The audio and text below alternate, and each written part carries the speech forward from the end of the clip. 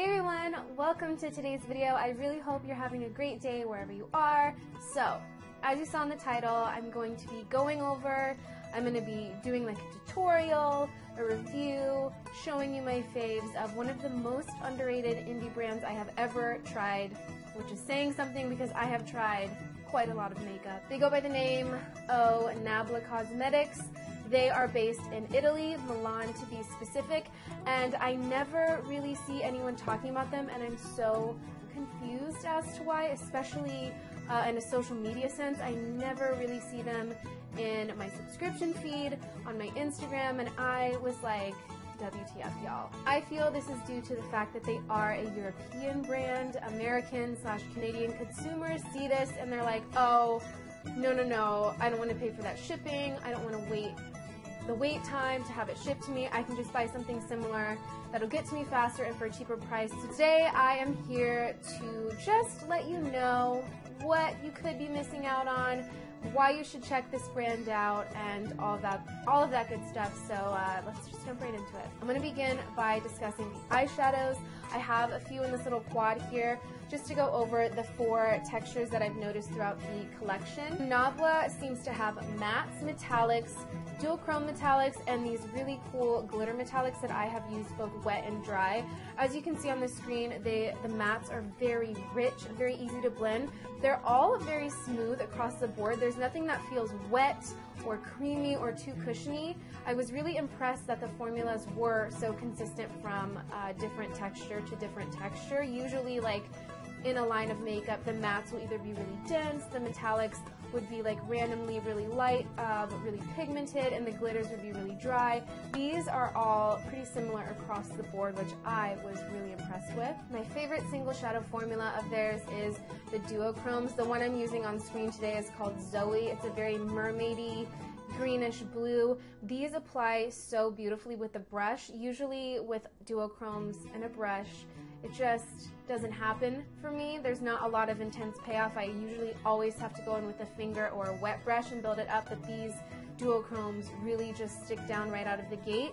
And I don't know if it's because these shadows don't appear to be pressed into the pans. If you look closely, you can see that the shadows look to have been poured and then baked or left out to set. I'm not quite sure how that process works, but I feel like that might have something to do with the fact that the metallics and duochromes have such a great payoff with simply a brush. Moving into cream shadows / primers and a few eyeliners. They make these really cool cream shadows. These 2 are my favorite colors. They're in the shade Underpainting, which is, I feel, an exact dupe for MAC Painterly Paint Pot, both in the way it feels and the color. And the other color I love is Pinkwood, which is a really pretty mauve that has just such a natural looking sheen to it. It's not glittery whatsoever. When the light hits your eyes, it almost looks as if you've been wearing your shadow all day because it has that slight worn in look, but it does not crease. It just has that almost like sweaty, slightly greasy vibe to it, which I feel is really pretty. I haven't really found that type of finish in any other cream eyeshadow I've used. Usually they're matte or very metallic. This one's just such a natural, slightly glossy vibe. They blend out really well with the finger, with the brush, and they also really work as a great adhesive primer with any type of eyeshadow you're using. Today I did use the shade Underpainting, and it really just makes whatever you put on top of it pop and really stick down, especially glitters and metallics.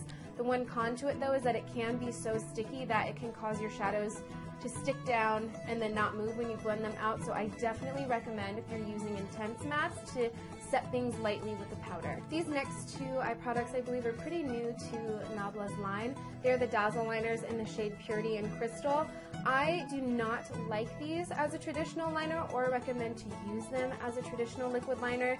These I feel are much better suited to be liquid shadows. As you can see, they're pretty sheer, and when you build them up, they do tend to crack. So what I've been doing is taking the little brush and just applying it to the center of the lid or wherever I want that pop, and then blending it out with my finger.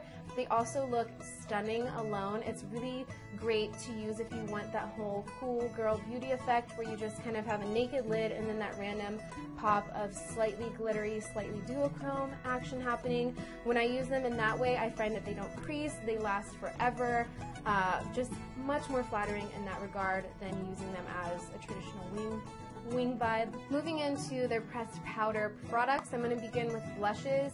As you can see on the screen, the blush that I'm applying is really just blending itself out. With all of their face powders, I found that they are pressed quite well, quite hard. It's a hard press. They're not very powdery, not very soft, but the formula is not dry. It's a really interesting formula, to be honest. Usually single blushes like this I find are either not pressed very hard and the formula is really dense and easy to pick up with the brush, which can lend to them being way too pigmented, or they're pressed too hard and the formula is too powdery and not pigmented enough. These truly are right in between. When you touch them, you can feel that they feel very moist on the fingers, but not in a way that makes you feel like, oh crap, these are going to stick down onto my base. They blend out beautifully whether or not I've set my face with powder or just applied my foundation and let it be. They also have quite a few highlighting and contouring shades.